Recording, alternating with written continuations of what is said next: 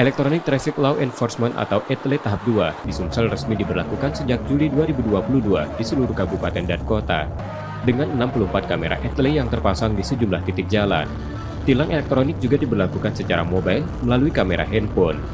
Kakor Lantas Polri Irjen Firman Santiabudi menjelaskan, mekanisme ETLE mobile dilakukan petugas tertentu pada pengendara di ruas jalan yang tidak terpasang ETLE statis. Saat ini terdapat 170 kamera ETLE mobile di Sumsel dengan pemantauan secara dinamis mengikuti patroli yang dilakukan petugas. Fungsi kamera ETLE ini juga akan diperbaharui dengan tidak hanya untuk penertiban lalu lintas, juga tindak kejahatan jalanan. Polda Sumatera Selatan sebagai satu piloting menambah titiknya yang kami nilai sebagai menambah atau meningkatnya komitmen terhadap terciptanya budaya tertib lalu lintas yang ada di jajaran.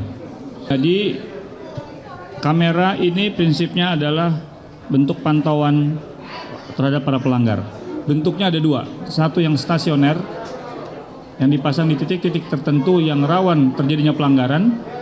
Yang kedua, ada yang kita sampaikan dengan kamera bergerak atau mobile kamera ETLE.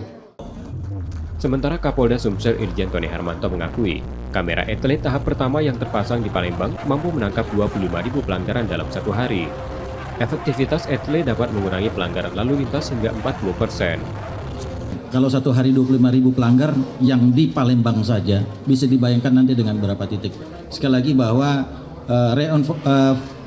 enforcement ini atau penegakan hukum bukan jalan terakhir ya, bukan langkah pertama untuk penertiban masalah budaya tertib berlalu lintas, tetapi harus dimulai dengan edukasi, kemudian kegiatan preemptif yang lain begitu.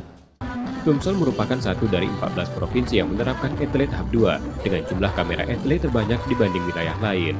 Reski Oktora, Mukles Diferensial, Kompas TV, Palembang, Sumatera Selatan.